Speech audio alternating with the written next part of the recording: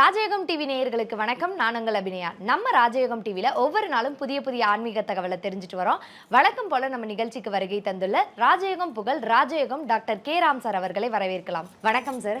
Sir, நீங்கள் சாஸ்திரம் சம்பிரதாயம் சம்பந்தமாக நிறைய விஷயங்களை மக்களுக்கு தெரியப்படுத்திட்டே இருக்கீங்க. அந்த வகையில் இன்னைக்கு நான் கேட்க போகிற கேள்வி என்ன அப்படின்னா, சாப்பிட்றப்ப எந்த திசையில் உட்காந்து சாப்பிட்ணும், அது இந்த திசையில் உட்காந்து சாப்பிட்டா நல்லது அப்படின்னா எந்த திசையாக இருக்கும் சார்? இல்லை, பொதுவாகவே ஒரு மனுஷால் 100 வயது வாழணும் அப்படின்னா என்னென்ன சாப்பிடணுங்கிற விஷயத்தை மருத்துவம் சொல்லியிருக்குது. ஆனால் சாப்பிடக்கூடிய அந்த பொருளை எந்த திசை நோக்கி உட்கார்ந்து சாப்பிடணுங்கிற விஷயத்தை நமக்கு மிகப்பெரிய மகத்துவமாக ஆன்மீகம் சொல்லியிருக்குது, சாஸ்திரம் சொல்லியிருக்குது. அந்த வகையிலே நீங்கள் என்ன சாப்பிட்டாலும், சில பேருக்கு பார்த்தா காரக்குழம்பு பிடிக்கும், சில பேருக்கு புளிக்குழம்பு பிடிக்கும், சில பேருக்கு மோர் குழம்பு பிடிக்கும், சில பேருக்கு பார்த்திங்கன்னா அசைவம் மட்டும்தான் பிடிக்குங்கிற மாதிரி இருந்துகிட்டு இருக்கும். சில பேருக்கு மனைவி செஞ்சால் மட்டும் பிடிக்காது, மற்றவங்க செஞ்சால் பிடிக்கிற மாதிரி எண்ணம் வந்துட்டு இருக்கும். இன்னும் சில பேருக்கு குக் பண்ணி சாப்பிட்டா பிடிக்காது, ஹோட்டலில் புக் பண்ணி சாப்பிட்டா தான் பிடிக்கும்னு இருந்துகிட்டு இருக்கும்.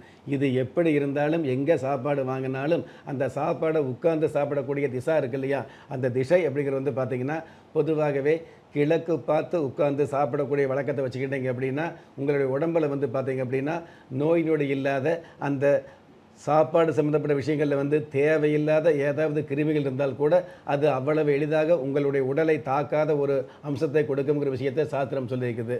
அதே மாதிரி சாப்பிடக்கூடிய சாப்பாட்டுக்கக்கூடிய அந்த சத்துக்கள் வீணாகாமல் உங்களுடைய உடலுக்கு முழுமையாக போய் சேரணும் அப்படின்னா அது கிழக்கு நோக்கி சாப்பிடுவது நல்லதுங்கிற விஷயத்தை சொல்லியிருக்குது. அதே மாதிரி ஒருவர் வடக்கு நோக்கி சாப்பிட்டார் அப்படின்னா அவருடைய வாழ்நாள் முழுவதும் சாப்பாடு அப்படிங்கிற அந்த உணவு சம்மந்தப்பட்ட விஷயங்களுக்கு பஞ்சம் இல்லாத ஒரு விஷயத்தை, சாப்பாடு அப்படிங்கிற விஷயத்துக்காக அடுத்தவங்களை தஞ்சம் கொள்ளாமல் சாப்பிடக்கூடிய பாக்கியத்தை கொடுக்கக்கூடிய வரமாக இந்த வடக்கு நோக்கி சாப்பிடக்கூடிய விஷயம் இருக்குது. ஒருவர் மேற்கு நோக்கி உட்கார்ந்து சாப்பிட்டாங்கன்னா, அதாவது மேற்கு திசையில் அமர்ந்து சாப்பிட்டோம் அப்படின்னா தேவையில்லாத நோய் நொடி தொந்தரவுகள் ஏற்படுவது, எவ்வளவு சாப்பிட்டாலும் உடம்புல ஒரு நடுக்கம் ஏற்படுவது, இந்த மாதிரியான விஷயங்களை கொடுத்துட்டு இருக்கக்கூடிய சூழல் இருந்துக்கிட்டு இருக்கும். அதே மாதிரி ஒருவர் தெற்கு முகம் நோக்கி உட்கார்ந்து சாப்பிட்டோம்னு வைங்களே, அதில் தேவையில்லாத உடல் நோய் வரக்கூடியது. அந்த சாப்பாட்டில் ஏதாவது கிருமி இருந்துன்னு வைங்களே, அந்த கிருமிகள் அதிக அளவில் உங்களை உடலை நோய் தாக்குதல் ஏற்படுத்தக்கூடியது. அந்த நோய் சம்மந்தப்பட்ட விஷயங்களில் எளிதாக நிவர்த்தி கிடைக்காமல் இருக்கிறது. அல்லது யாராவது மாந்திரிக தாந்திரிக சம்மந்தப்பட்ட விஷயங்களை செஞ்சாங்கன்னு வைங்களே, அந்த செய்யக்கூடிய அந்த வினைகள் உங்களை மிக எளிதாக பாதிக்கிறது அல்லது கடுமையாக பாதிப்பு கொடுக்கிறது. இந்த மாதிரி விஷயங்களை தெற்கு திசை கொடுக்கும் அப்படிங்கிறது உண்மை. இந்த மாதிரி இருக்கிற 4 திசைகளை கணிச்சு பார்க்கும் பொழுது இந்தந்த மாதிரியான நன்மை அப்படிங்கிற விஷயத்தை சாஸ்திரம் சொல்லியிருந்தாலும் இப்போ இருக்கக்கூடிய இந்த கலிகாலத்தில் இந்த மாதிரியான விஷயங்களை முழுமையாக கடைபிடிக்க முடியாது அப்படிங்கிறது உண்மையான விஷயம். இருந்தாலும் இந்த மாதிரியான விஷயங்களை கல்யாணம் சம்மந்தப்பட்ட விஷயங்களில், ஒரு விருந்து விசேஷ சம்மந்தப்பட்ட விஷயங்களில் கூர்மையாக கடைப்பிடிச்சிங்க அப்படின்னா நேர்மையான மேன்மை கிடைக்கும் அப்படிங்கிறது அதை விட உண்மையாக இருந்துகிட்டு இருக்குது அப்படிங்கிறது உண்மை. வழக்கமாக நம்ம பயணம் செய்யக்கூடிய நேரங்களில் கிடைக்கிற இடத்துல உணவு சாப்பிட்றோம் இல்லையா, அந்த உணவு நேரத்தில் உணவகத்தில் நிறைய கூட்டம் இருக்கும் பொழுது நான் வடக்கு பார்த்து தான் உட்காருவேன், கிழக்கு பார்த்து தான் உட்காருவேன் அப்படின்னு சொல்ல முடியாது.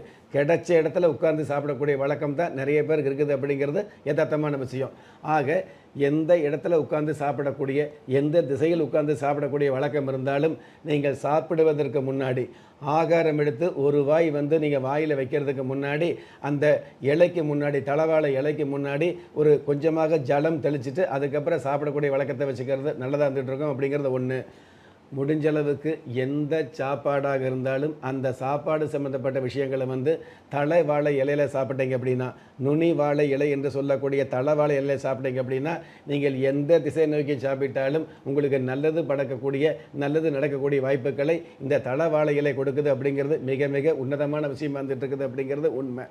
ஒருவருக்கு தளவாழை இலையில் ரசம் ஊற்றி சாப்பிட்டீங்க அப்படின்னா அந்த வீட்டில் விஷம் அப்படிங்கிற தேவையில்லாத விஷயங்களை வச்சால் கூட அது அவ்வளவு எளிதாக உயிர் ஆபத்துக்களை கொடுக்கறதில்லை அப்படிங்கிற விஷயத்தையும் நமக்கு சாஸ்திரம் சொல்லிக்குது அப்படிங்கிறது சந்தேகம் இல்லாமல் கவனிக்க வேண்டிய உண்மையாக இருந்துகிட்டு இருக்குது. சார், ஒரு சாப்பிட்றது, ஆனால் அந்த சாப்பிட்றதுக்கு பின்னாடி இவ்வளோ விஷயங்கள் இருக்குது அப்படின்றது நீங்கள் சொன்ன தகவலுக்கு அப்புறம் தான் தெரியுது. இப்போ குலதெய்வ விருட்சம் சம்மந்தமாக நம்ம நிறைய விஷயங்கள் பேசிகிட்டு இருக்கோம். இப்போ வீட்டில் இருக்க தெய்வங்களுக்கு நம்ம வீட்டில் பிரசாதம் வைக்கிறது அப்படின்றது எப்பயுமே வழக்கமாக பண்ணுறது. இப்போ நம்ம குலதெய்வ விருட்சம்க்கு அந்த மாதிரி ஏதாவது வழிபாடுகள் பண்ணணுமா சார்? பொதுவாகவே வீட்டில் உட்கார்ந்து சாப்பிடும் பொழுது இந்த திசை நோக்கி சாப்பிடுங்கிற விஷயத்தை சாஸ்திரம் சொல்லியிருக்குது. அதே மாதிரி விருந்து விசேஷங்களில் கலந்துக்கும் பொழுது இந்த திசை பார்த்து உட்கார்ந்து சாப்பிடணும்னு சொல்லியிருக்குது.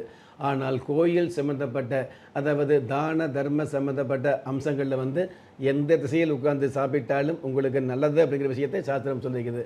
அதுவும் குலதெய்வத்த கோயிலில் வந்து என்ன சாப்பாடாக இருந்தாலும் எந்த திசையாக இருந்தாலும் உங்களுக்கு நல்லதாகவே நன்மையானதாகவே அமையுங்கிற விஷயத்தையும் சாஸ்திரம் சொல்லியிருக்குது. அந்த மாதிரியான குலதெய்வ சம்பந்தப்பட்ட விஷயங்களில் வந்து குலதெய்வ அம்சம் பொருந்திய இந்த குலதெய்வ விருட்சம் உங்களுடைய வீட்டில் இருந்தது அப்படின்னா, சாதாரணமாகவே உங்களுடைய வீட்டில் சமைக்கக்கூடிய சமையல் பதார்த்தம் எதுவாக இருந்தாலும் அதில் ஒரே ஒரு ஸ்பூன் வந்து குலதெய்வ விருட்சத்துக்கு முன்னாடி வச்சுட்டு அதுக்கப்புறம் நீங்கள் சாப்பிடக்கூடிய வழக்கத்தை வச்சுக்கிட்டீங்க அப்படின்னா, சரியான நேரத்தில் சாப்பிடக்கூடிய, நிறைய பேருக்கு சாப்பாடு கிடைக்கக்கூடிய பாக்கியம் இருந்தால் கூட அந்த சாப்பாடு சரியான நேரத்தில் சாப்பிட முடியாத ஒரு சூழல் இருக்குது அப்படிங்கிறத உண்மை. காசு, பணம், உத்தியோகம், அலைச்சல், தொழில் சம்மந்தப்பட்ட விஷயங்களில் நிறைய பேர் அந்த விஷயத்தையே வந்து அடிக்கடி அதாவது அந்த மாதிரியான விஷயங்களில் வந்து ஈடுபடக்கூடிய நேரம் இருக்கிறதுனால சாப்பாட்டுக்கான நேரம் காலம் தாழ்ந்து போகுது அல்லது தவறி விடுது அப்படிங்கிறது உண்மை. அந்த மாதிரி நேரம் தவறாமல் சாப்பாடு உண்ணக்கூடிய பாக்கியத்தை இந்த குலதெய்வ விருட்சம் நிச்சயமாக கொடுக்கும். அதே மாதிரி வாழ்நாள் முழுவதும் சாப்பாடு சம்மந்தப்பட்ட விஷயங்களில் வந்து பஞ்சம் இல்லாத விஷயத்தை கொடுத்துக்கிட்டு இருக்கோம். அதே மாதிரி இந்த சாப்பாடு சம்மந்தப்பட்ட விஷயங்கள் உங்களுக்கு கிடைக்குது அப்படிங்கிறத விட ஊர் உலகத்துக்கு தானம் பண்ணக்கூடிய அளவுக்கு உங்களுக்கு வருமானத்தை கொடுக்கக்கூடிய பாக்கியத்தையும் இந்த குலதெய்வ விருட்சம் கொடுக்கும். சார், நிறைய விஷயங்கள் சார் உங்ககிட்ட பேச தான் இவ்வளோ விஷயம் இருக்குது அப்படின்றதே தெரிய வருது. ஏன்னா வந்து ஒரு சாப்பிட்ற திசையில் வந்து நம்ம உடம்புக்கு என்னென்ன பாதிப்புகள் ஏற்படும், அதிலிருந்து எப்படி வெளியே வர்றது அப்படின்ற எல்லா தகவலையுமே இதில் கொடுத்துட்டீங்க. குலதெய்வ விருட்சத்துக்கு பிரசாதம் எப்படி வைக்கணும் அப்படின்றதையுமே சொல்லிட்டீங்க. ரொம்ப நன்றி சார். நன்றி. நம்ம ராஜயோகம் டிவியில் புத்தம் புதிய ஆன்மீக தகவல், மாத ராசி பலன், தினப்பலன்னு நிகழ்ச்சிகள் ஒளிபரப்பாயிட்டே இருக்கு.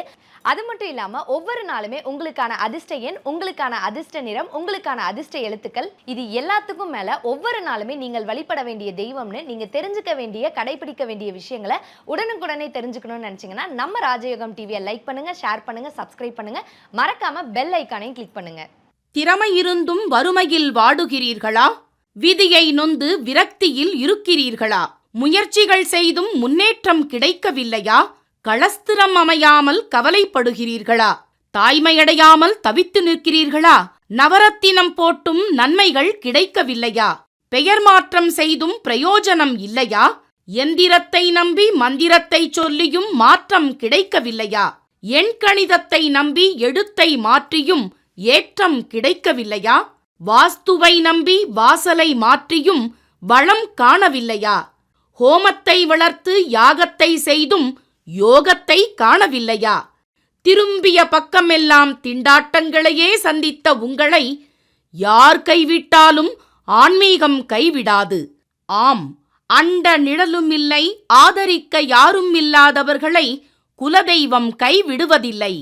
கிள்ளி கிடைக்கக்கூடிய யோகங்களை அள்ளிக் கொடுக்கக்கூடிய ஆன்மீக அற்புதம் குலதெய்வ விருட்சம். திக்கற்ற யாவரும் ஒப்பற்ற பயன்பெற வாங்கி பயனடைவீர். குலதெய்வ விருட்சம். குலதெய்வ விருட்சம் குடும்பமே சுபிட்சம்.